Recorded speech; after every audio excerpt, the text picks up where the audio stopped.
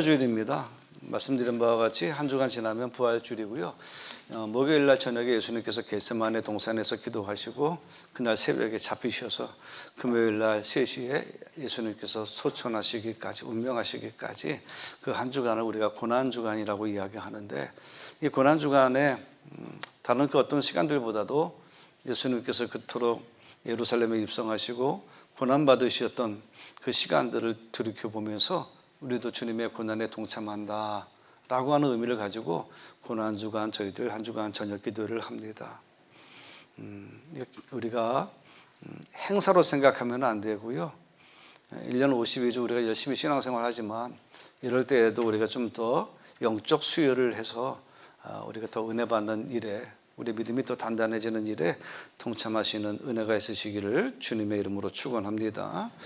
성경을 한 번 더 들여다봤더니 예수님께서 낙이 2마리를 풀어오셨는데 하나는 어미 낙이었고 하나는 어린 낙이 새끼였습니다. 근데 예수님께서 예루살렘에 입성하시는데 어미 나귀를 타고 가셔야지 어린 새끼 나귀를 타고 예루살렘에 입성하시는데 이거 좀 모양이 안 서요. 어린 나귀 등에 업히신 예수님, 33살 먹은 청년이 어린 나귀 새끼의 등에 얹혀서 예루살렘에 입성하시는데 그 발이 땅에 닿지는 않았을까, 그런 걱정도 염려도 되긴 합니다. 근데 예루살렘 성문 앞에서 예수님께서 입성을 기다리고 있는 수많은 군중들의 모습이 있지 않겠습니까? 그들은 마음속에 그런 생각을 가졌을 거예요. 오늘 예수님께서 예루살렘에 입성하시는 소문이 이미 퍼져 있었고, 드디어 예수님께서 12제자와 따르는 72명의 추종자들과 함께 예루살렘으로 들어가시는데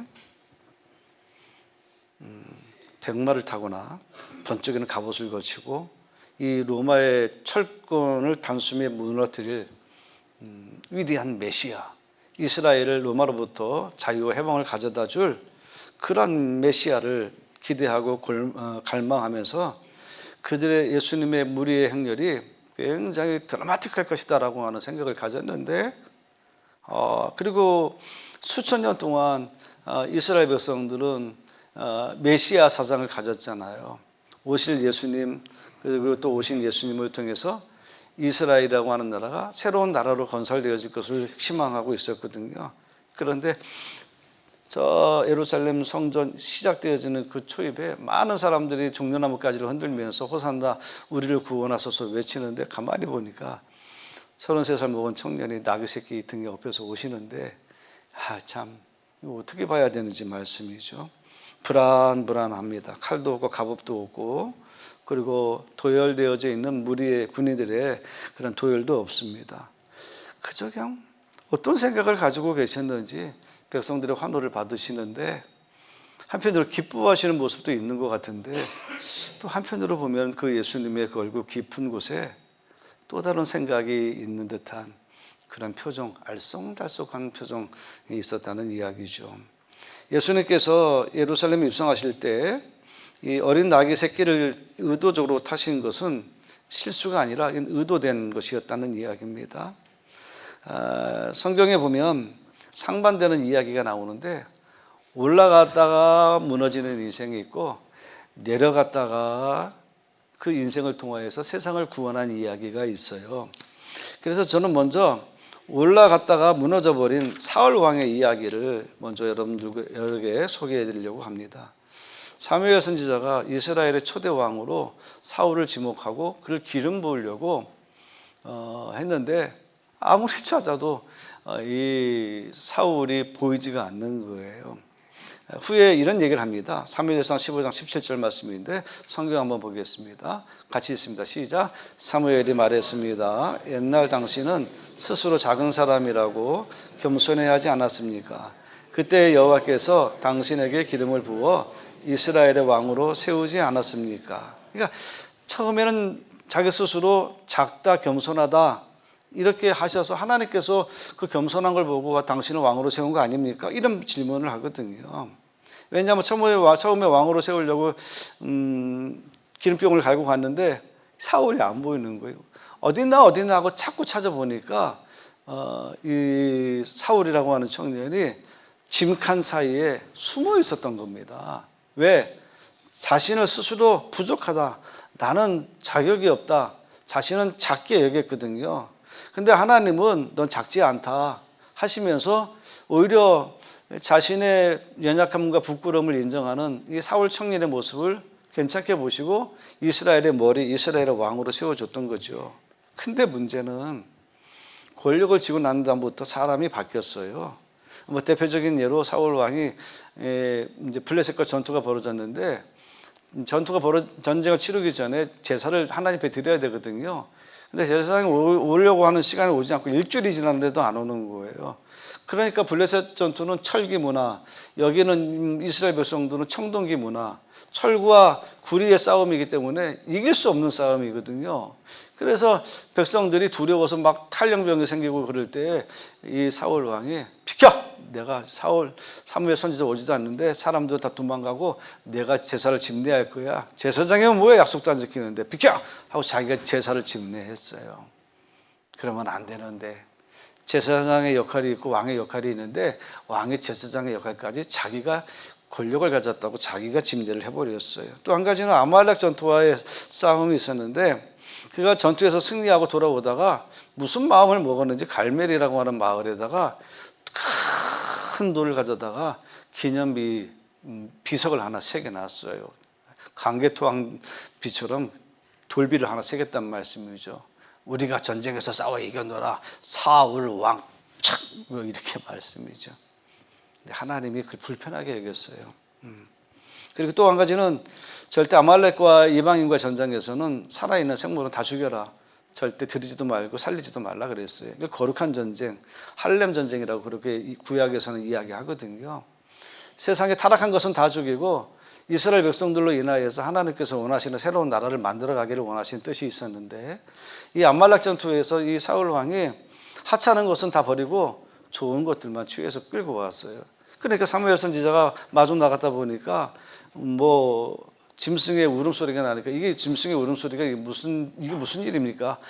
그거 우리 하나님 앞에 제사 드리려고 좋은 것 제가 좀 챙겼습니다. 그렇게 이야기해요.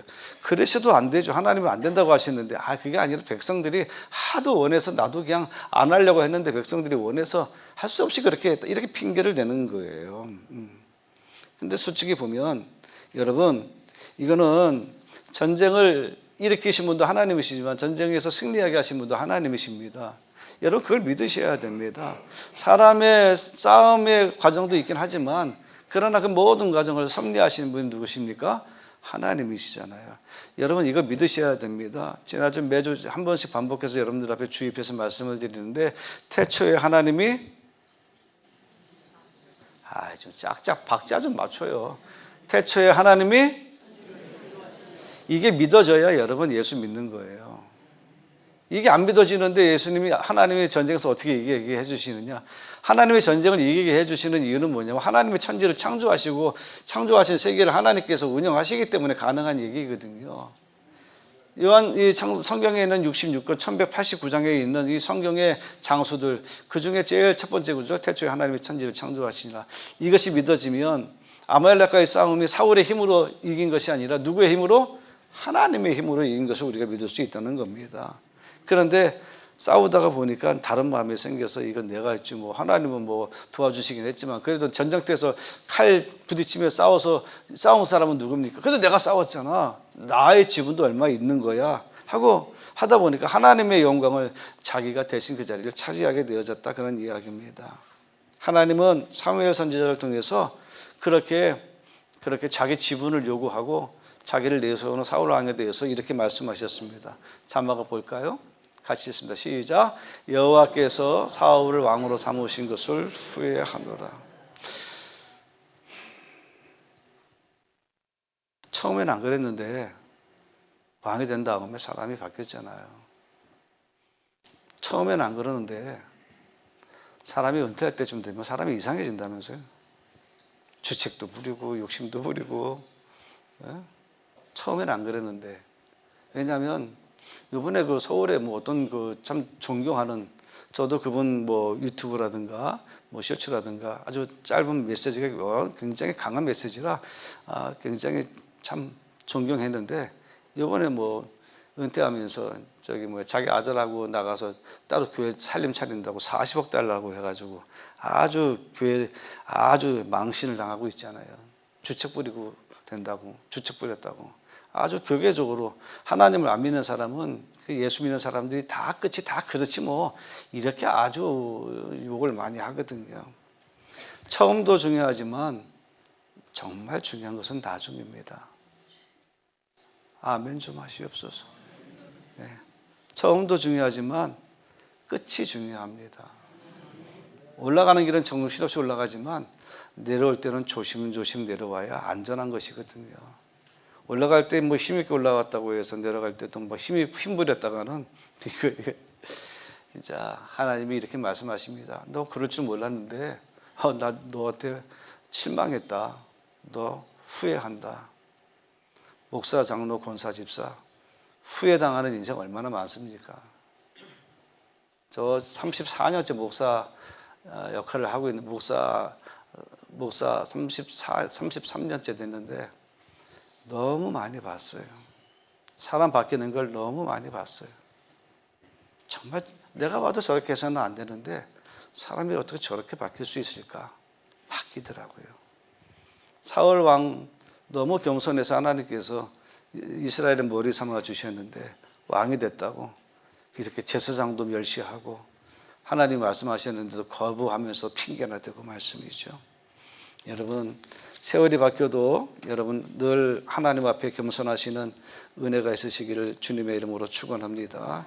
그래서 속담에 그런 말이 있잖아요. 개구리가 올챙이 때 생각 못한다고 말씀이죠.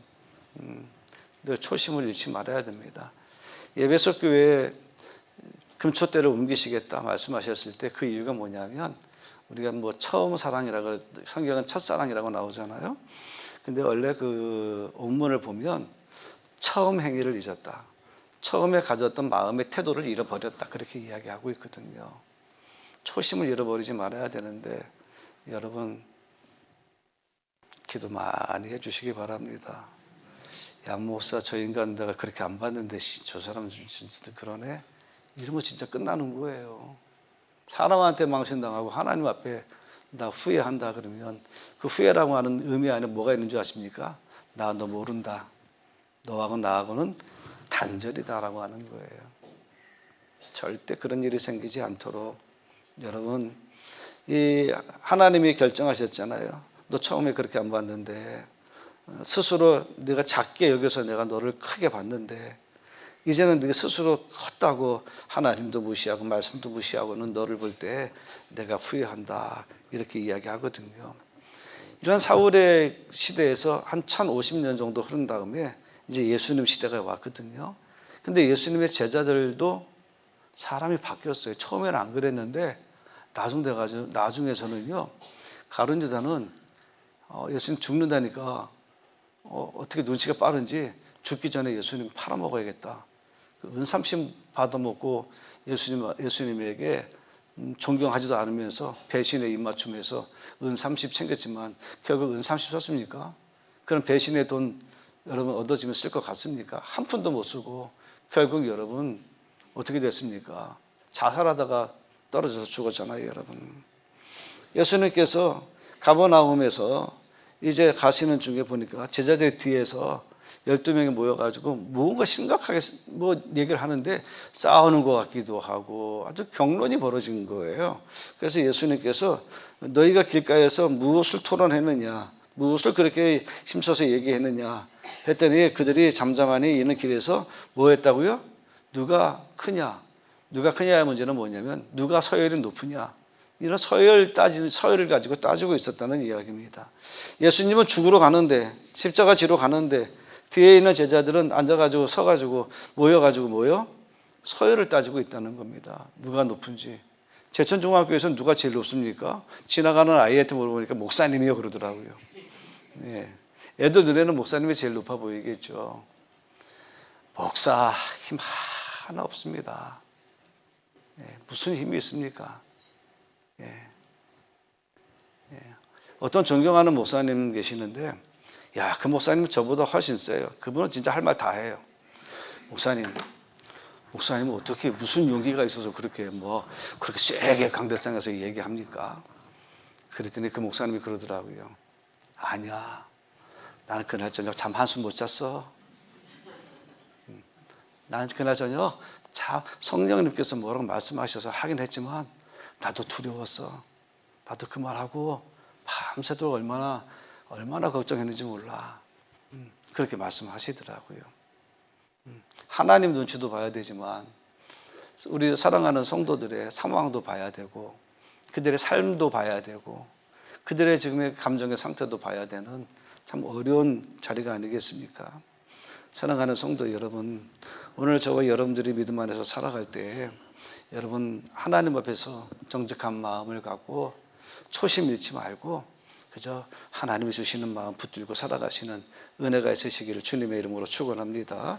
그래서 9장에서 이제 제자들이 서열 다툼한 다음에 10장에 넘어가면 마가복음 10장에 이제 야고보 요한이 예수님 앞에 찾아옵니다. 구하는 바 소원이 있는데 좀 들어주십시오. 그래요.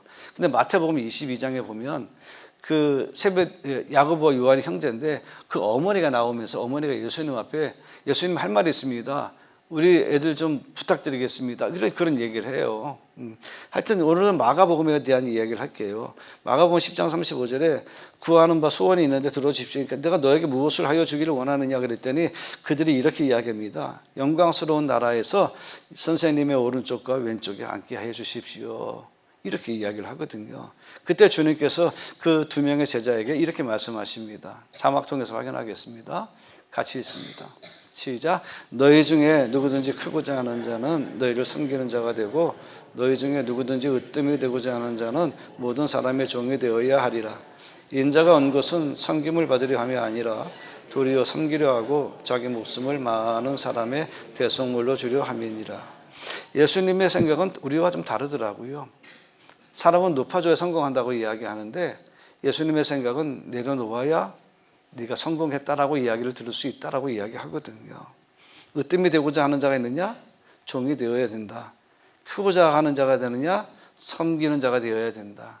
최소한 여러분, 세상 밖은 잘 모르겠습니다. 그러나 우리가 교회 안에서 믿음 안에서 살아가는 형제 자매 여러분, 우리가 교회 안에서 뭔가 차별이 있고 우리가 교회 안에서 뭔가 서열이 있다라고 하는 이 느낌이 든다고 한다면 그거 참 안 된 교회입니다. 그런 느낌도 들면 안 됩니다. 그런 착각도 들지 말아야 됩니다.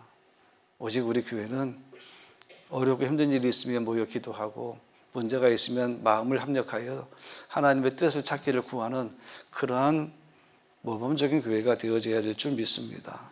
그래서 예수님께서 일부러 제자들에게 나는 섬기러 왔다라고 말씀하셨기 때문에 마가복음 11장에 예수님께서 어린 나귀 새끼를 타신 거예요. 일부러 타신 거예요. 낮아져야 된다라고 말해놓고 예수님께서 백마 가져와라 큰 말 타고 갑옷 입고 긴 칼 옆에 차고 가면 그게 말이 안 되잖아요. 그래서 예수님께서는 제자들에게 그렇게 말씀하셨고 그러한 삶을 보여주시기 위해서 어른 나귀가 아니라 애기 나귀를 타고 예수님께서 예루살렘에 입성하셨다는 이야기입니다. 근데 놀라운 것은 예수님께서 나귀를 타고 들어가시기 500년 전에 스가랴 선지자가 있었는데 스가랴 선지자가 예수님의 예루살렘 입성을 이렇게 예언하고 있었습니다. 한번 확인하겠습니다.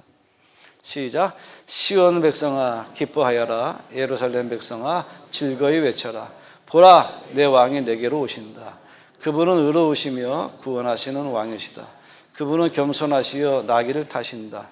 나귀 새끼를 타고 오신다. 겸손하셔서 나귀 새끼를 타고 오신다라고 이야기하고 있어요. 그때는 로마라고 하는 이 나라가 아직도 훨씬 세워지기 전의 이야기고 나사렛이란가 예수라고 하는 인물도 전혀 예측할 수 없었던 그런 시대인데 하나님은 이미 오래전부터 500여 년 전부터 이사야 시대 때부터 하나님께서 오실 예수님을 준비시켜 놓으셨다는 이야기입니다.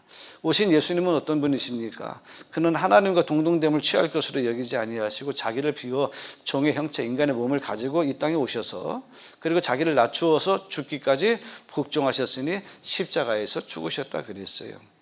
하나님은 우리 예수님이 이 땅에 자기를 드러내기 위해서 오신 것이 아니라 비우기 오셨습니다. 내어주시려고 오셨어요. 높아지려고 한 적 한 번도 없습니다.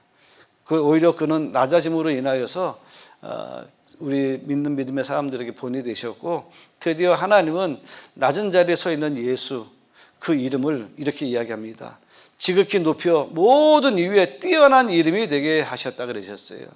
모든 이름들 위에, 여러분 80억의 인구 위에 인구의 이름들이 있지만 그 모든 이름 위에 뛰어난 이름 예수의 이름을 주셨습니다.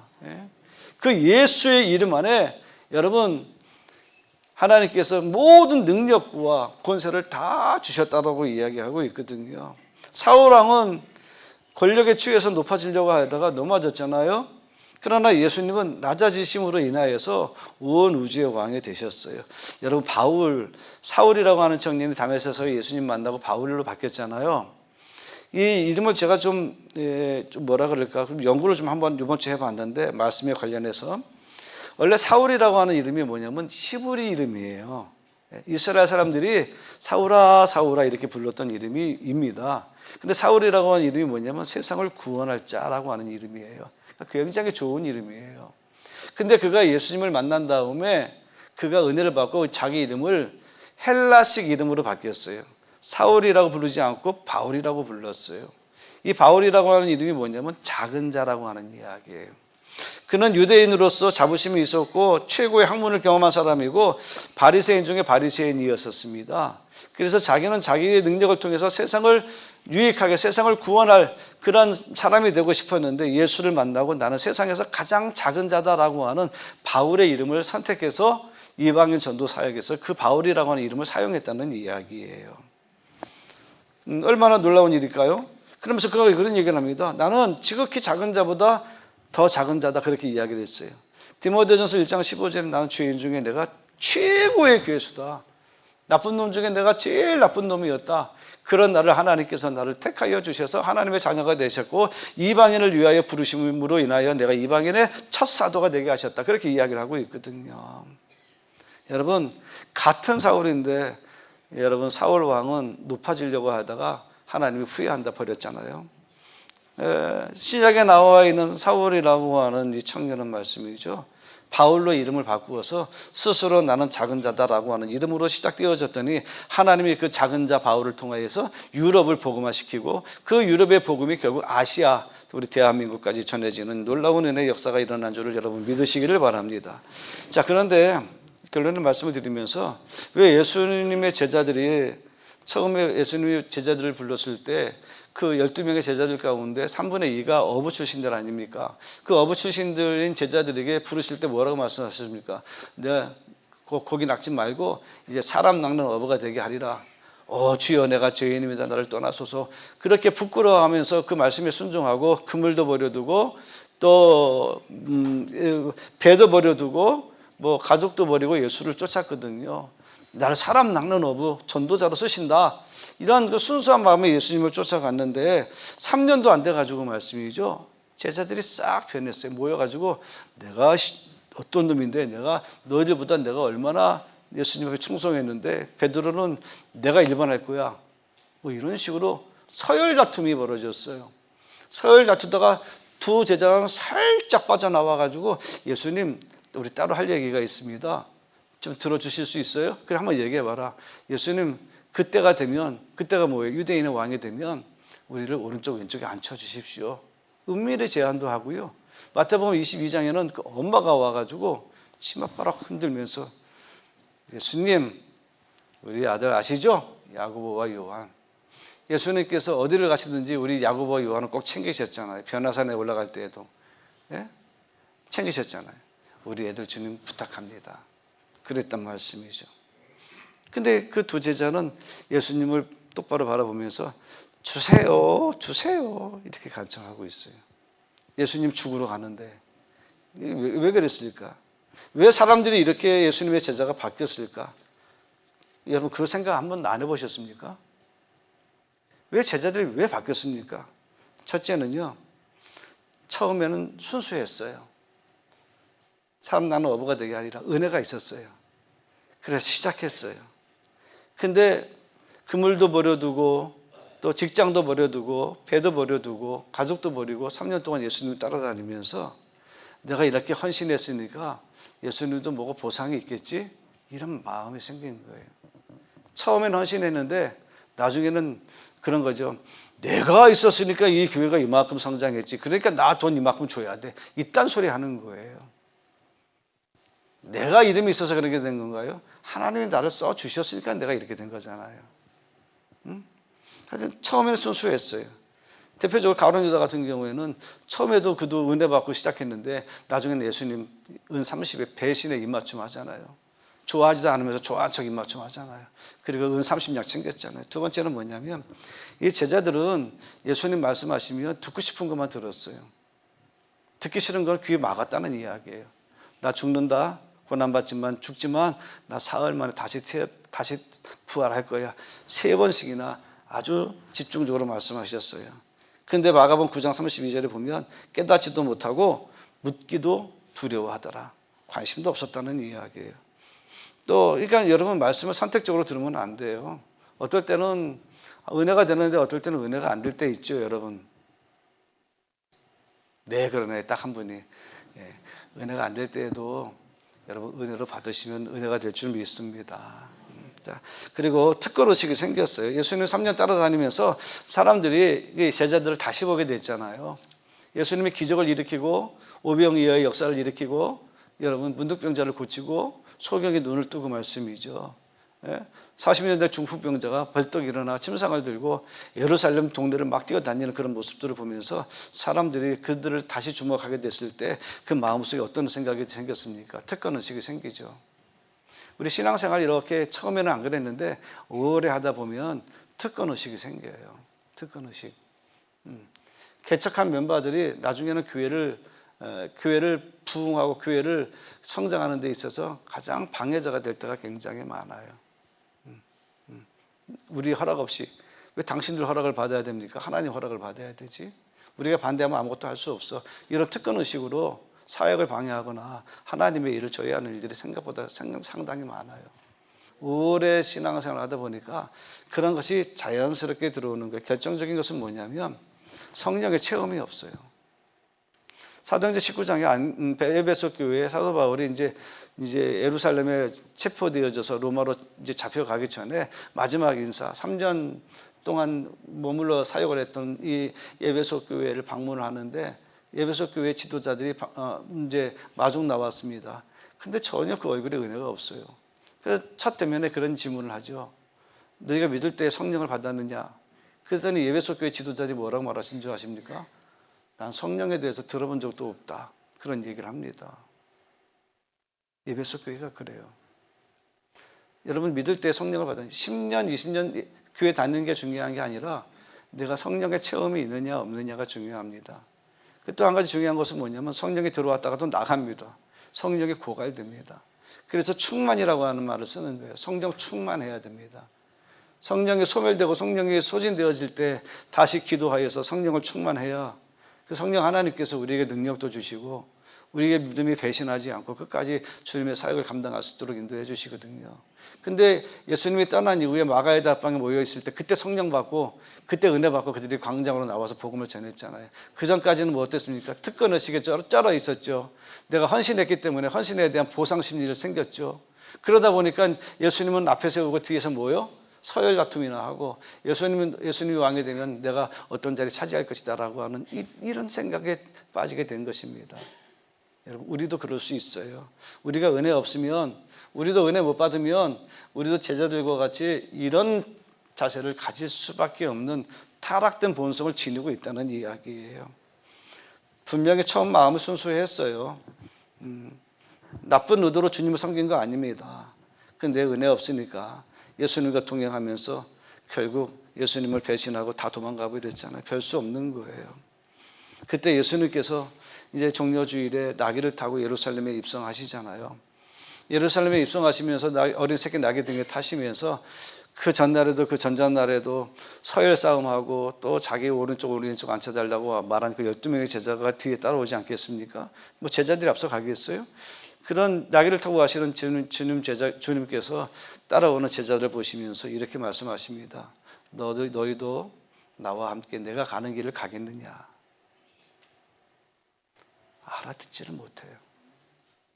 예수님은 지금 십자가에 죽으러 가는데 그렇게 말씀하십니다. 너희도 지금 내가 가는 그 길, 너희도 나와 함께 그 길을 가겠느냐.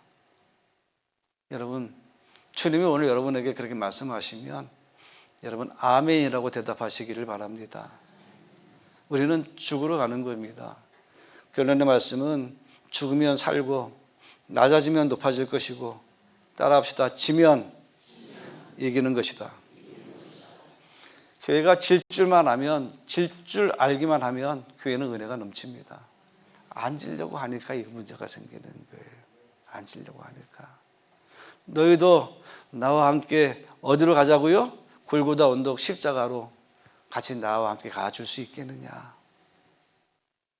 여러분, 우리 그 길 함께 따라갑시다. 우리 찬양